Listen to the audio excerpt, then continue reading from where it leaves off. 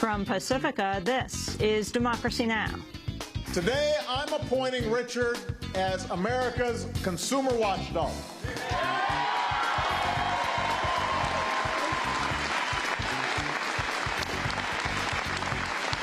And that means he is going to be in charge of one thing: looking out for the best interests of American consumers.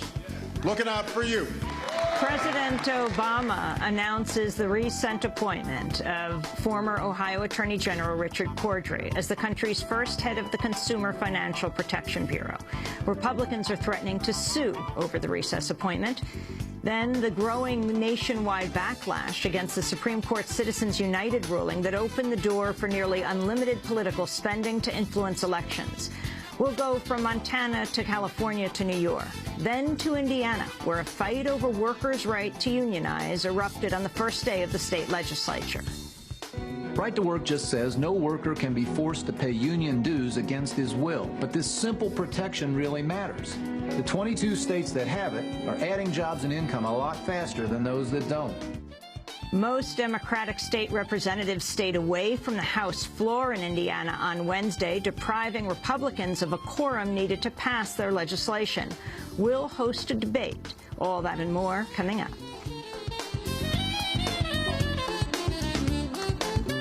Welcome to Democracy Now!, democracynow.org, The War and Peace Report. I'm Amy Goodman. President Obama's used a recess appointment to install Ohio Attorney General Richard Cordray as the first head of the new Consumer Financial Protection Bureau. Senate Republicans refused to confirm Cordray since Obama nominated him earlier this year. Announcing his move in Ohio, Obama said he would defy Republican attempts to obstruct the agency's work. The only reason Republicans in the Senate have blocked Richard is because they don't agree with the law that set up a consumer watchdog in the first place. They want to weaken the law. They want to water it down. The financial firms have armies of lobbyists in Washington looking out for their interests. You need somebody looking out for your interests and fighting for you, and that's Richard Cordray. The Bureau was created by the 2010 Dodd-Frank financial oversight law enacted in response to the financial crisis. Republicans are threatening to sue the White House over the recess appointment, contending the Senate's still technically in session. We'll have more on the story after headlines. President Obama has also made recess appointments to fill 3 vacant positions on the National Labor Relations Board, avoiding a suspension of the board's operations. The NLRB had faced the prospect of shutting down this month, with one board member's term expiring and Republicans refusing to confirm 2 Obama nominees, thereby leaving the board without quorum. But on Tuesday, Obama tapped Democrat Sharon Block and Richard Griffin and Republican Terrence Flynn to fill the vacant seats. In a statement, the U.S. Chamber of Commerce denounced the move, saying it'll, quote, further poison the well with regard to labor management issues pending in front of the board and on Capitol Hill. Labor leaders, meanwhile, have praised the recess appointments. AFL-CIO President Richard Trumka said, quote, "We commend the president for exercising his constitutional authority to ensure that crucially important agencies protecting workers and consumers are not shut down by Republican obstructionism." Congressmember Michelle Bachmann of Minnesota has dropped out of the Republican presidential race. Bachmann announced her departure one day after finishing 5th place in the Iowa caucuses. In an exit speech to supporters, Bachmann took aim at President Obama's signature health care plan. I believed firmly that what the Congress had done and what President Obama had done in passing Obamacare endangered the very survival of the United States of America, our republic, because I knew that it was my obligation to ensure that President Obama's program of socialized medicine was stopped before it became fully implemented. Last night, the people of Iowa spoke with a very clear voice, and so I have decided to stand aside. And I believe that if we are going to repeal Obamacare, turn our country around and take back our country, we must do so united. And I believe that we must rally around the person that our country and our party and our people select to be that standard bearer. Bachmann came in 6th place in Iowa. She left the stage without offering an endorsement for one of the remaining candidates. Fresh off his razor-thin Iowa victory, Mitt Romney campaigned in New Hampshire Wednesday ahead of the primary there next week. Romney picked up an endorsement from Arizona Senator John McCain, who defeated Romney for the Republican nomination in 2008 in New Hampshire. I'm really here for one reason and one reason only, and that is to make sure that we make Mitt Romney the next president of the United States of America, and New Hampshire is a state that will catapult him on to victory in a very short period of time. That's why I'm here. In international news, Syrian activists continue to denounce an ongoing Arab League inquiry into violence in Syria as a sham. According to the activists, Syrian authorities have led the investigators into areas loyal to the government and have falsely created the impression of a minimal army presence in the streets. The Arab League has acknowledged around 400 people have been killed in recent weeks, despite the presence of approximately 100 monitors in Syria.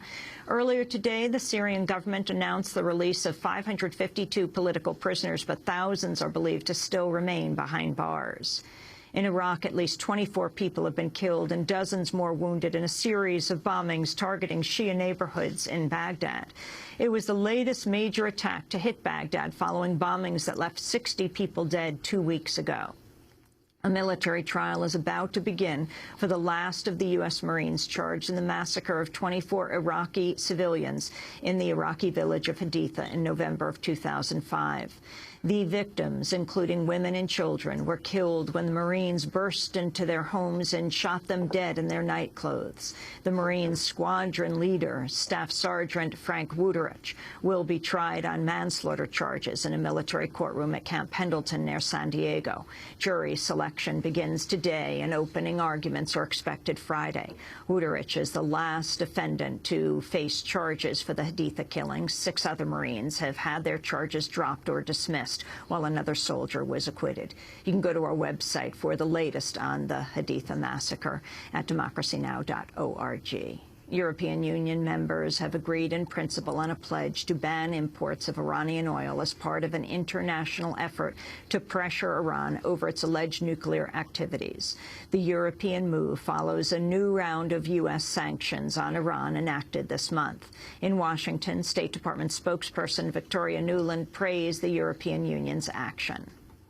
These are the kinds of steps that we would like to see, not just from our close allies and partners in places like Europe, but from countries around the world, because we do believe that this is consistent with tightening the noose on Iran economically, and it also, we think that the place to get Iran's attention is with regard to its oil sector. Demonstrations are continuing in Bahrain against the U.S.-backed Sunni monarchy months after the first pro-democracy protests broke out.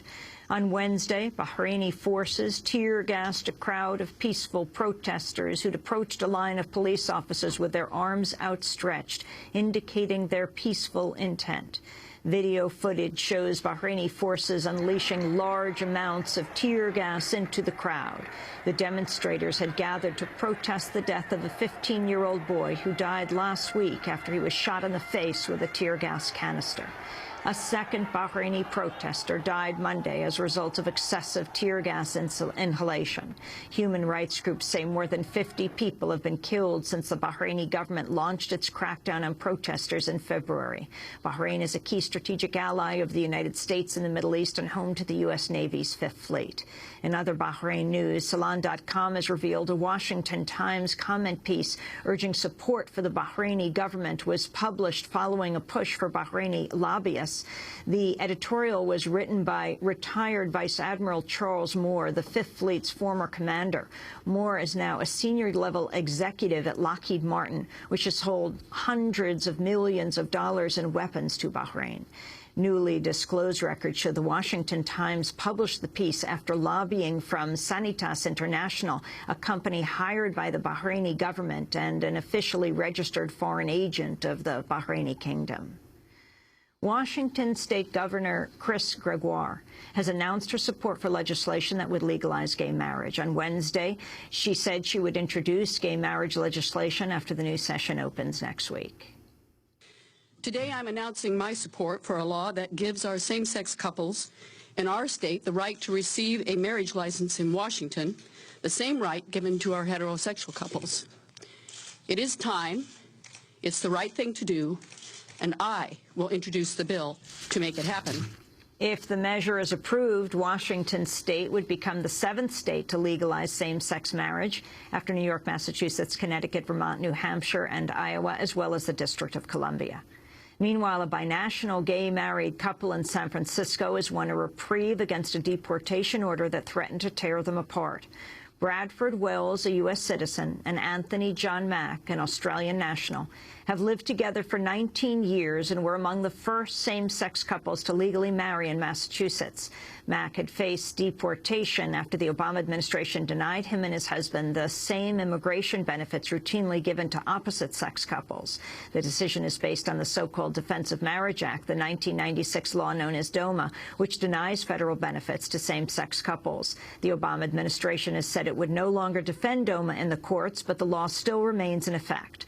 On Wednesday, Mack was told he'd been granted a temporary stay on the deportation order, allowing him to remain in the United States for 2 years.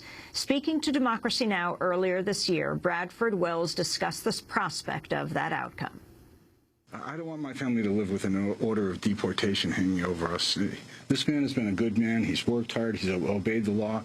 He should not have to live here under an order of deportation. He should have the same dignity that everybody else has when they come to this country. He's done nothing wrong. He's followed the rules. He should be given his dignity and allowed to stay here not under an order of deportation. That order could always come later if for some reason DOMA was found constitutional and this was settled not in our favor. But if Anthony is under order of deportation, that's going to add a lot of stress to our relationship, and it's going to put a lot of unnecessary stress on me. It's not good for my health. It's not good for anybody's health to live under unnecessary strength. There's no benefit to anybody. Bradford Wells and Anthony John Mack. To see the full interview with them on Democracy Now!, you can go to our website at democracynow.org. A 15-year-old Texas teen is being held in a Colombian detention center after being mistakenly deported by U.S. Immigration and Customs Enforcement, or ICE. Jacquadrian Turner, an American citizen, ran away from home in November at the age of 14 following her parents' divorce and the death of her grandfather. In April, Turner was arrested by authorities in Houston for shoplifting and gave the authorities a fake name. The name happened to belong to an undocumented Colombian immigrant who had warrants for her arrest. Turner, who's African-American and does not speak Spanish, was subsequently deported to Colombia, despite having her fingerprints taken by ICE officials. Turner's grandmother used Facebook and the help of Dallas police to track her down. Colombian officials reportedly took Turner into custody at the request of the U.S. Embassy, but have so far refused to release her. Some reports have indicated she may be pregnant. In Texas, a 15-year-old high school student was shot and killed by police Wednesday after brandishing a pellet gun in the school's hallway. Police say the victim, Jaime Gonzalez, pointed the weapon at police and ignored repeated commands to drop it. The weapon was found to be a pellet gun and not a handgun only after the shooting. And a death row prisoner in Delaware is on the verge of being released after 2 decades behind bars. Jermaine Wright, African-American, was sentenced to death for the 1991 slaying of liquor store clerk Philip Seifert. But this week, Superior Court Judge John A. Parkins, Jr. overturned the conviction, calling the case against Wright, quote, weak to non-existent, with no physical evidence, no murder weapon, no witnesses able to identify Wright from a lineup, and key evidence withheld from his defense. Wright confessed to the murder in a videotaped interrogation, but was apparently high on heroin at the time. And those are some of the headlines. This is Democracy Now!, democracynow.org, The War and Peace Report. I'm Mimi Goodman. And I'm Juan Gonzalez. Welcome to all of our listeners and viewers around the country and around the world.